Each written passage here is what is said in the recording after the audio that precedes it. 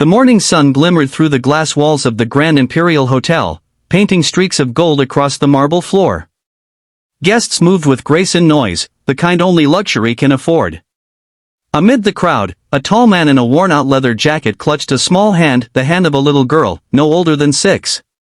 His eyes were tired, his beard faintly rough, and his shirt had lost its crispness from years of work and worry. His name was Ethan Ward, and he didn't belong here.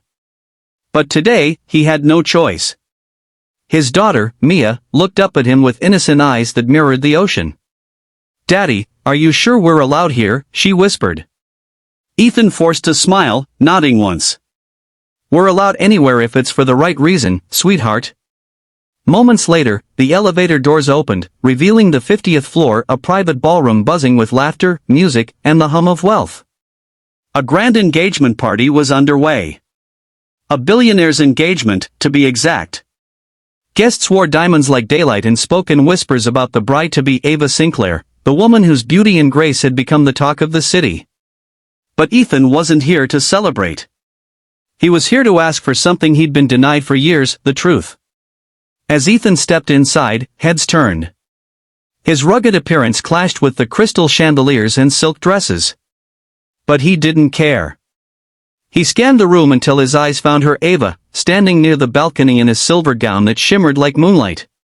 She looked radiant, flawless, untouchable. And when her gaze accidentally met his, the color drained from her face. A sharp inhale escaped her lips. The glass in her hand trembled. She blinked twice, as if her mind refused to believe what her eyes saw. The man she'd once loved, the man she had left behind 7 years ago, stood before her, holding a little girl who looked hauntingly familiar. Before we dive deeper, if you believe in kindness, forgiveness, and second chances, make sure to like, comment, share, and subscribe to Stories of Kindness. Your support helps us keep spreading heartfelt stories that touch souls. Ava's fiancé, Julian Cross, a young billionaire and CEO of Crosstech, noticed her frozen stance and turned toward Ethan with confusion. "Ava? Do you know this man?" he asked calmly, but his eyes narrowed with quiet suspicion. Ava's lips parted, but no words came. Ethan took a single step forward, his voice low yet steady. "She's with me," he said softly, but the weight of his words silenced the entire room. Gasps rippled through the crowd. Julian's face stiffened. "Excuse me," he asked, voice cold now. But Ethan wasn't speaking about Ava. He tightened his grip on Mia's hand and looked straight into Ava's trembling eyes. "She's with me," he repeated. "Our daughter." Ava's knees nearly gave way. The world around her blurred into a whirl of soundless panic. She stared at Mia, at the tiny girl with chestnut hair and a dimple that matched her own. Tears welled in her eyes before she could stop them. She took a hesitant step forward, whispering, "That's not possible," but deep down, she knew it was. 7 years ago, Ava had fallen in love with Ethan, a humble marine engineer who fixed boats on the city's old docks. They were young, reckless, and deeply in love. But her powerful father, Richard Sinclair, had other plans. He despised Ethan, calling him a mistake in overalls. One stormy night, Ethan was falsely accused of theft from the company warehouse where he worked, a trap set by Richard himself to end their relationship. Ethan was fired, humiliated, and left the city. Ava tried to reach him, but her father told her he'd been arrested and left the country. Heartbroken, she gave in to her father's manipulation and began rebuilding her life, unaware that she carried Ethan's child. Now, that same child stood between them. Ethan's jaw tightened as he remembered those painful years, raising Mia alone, working 2 jobs, struggling to give her everything she deserved. He had never stopped loving Ava, but he'd buried that love under the weight of betrayal. And yet, when Mia was old enough to ask about her mother, he couldn't lie. He showed her an old photograph of Ava, smiling, radiant, full of hope.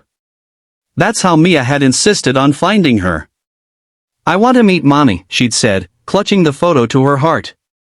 Ethan tried to resist, but how long can a father refuse his child the truth? Ava knelt in front of Mia, her hands trembling. "What's your name, sweetheart?" she asked, tears spilling freely now. "Mia Ward," the little girl said softly, "but Daddy says I got your eyes." The room was silent except for the faint sound of a violin dying in the background. Julian looked between them, anger rising. "Ava, what is this?" he demanded. But Ava couldn't answer. All she could do was reach out and touch Mia's cheek, her heart shattering with every second. Ethan finally spoke, his voice raw. "I didn't come here to ruin anything. I just wanted her to know where she came from. I wanted you to know what your father's lies did to us."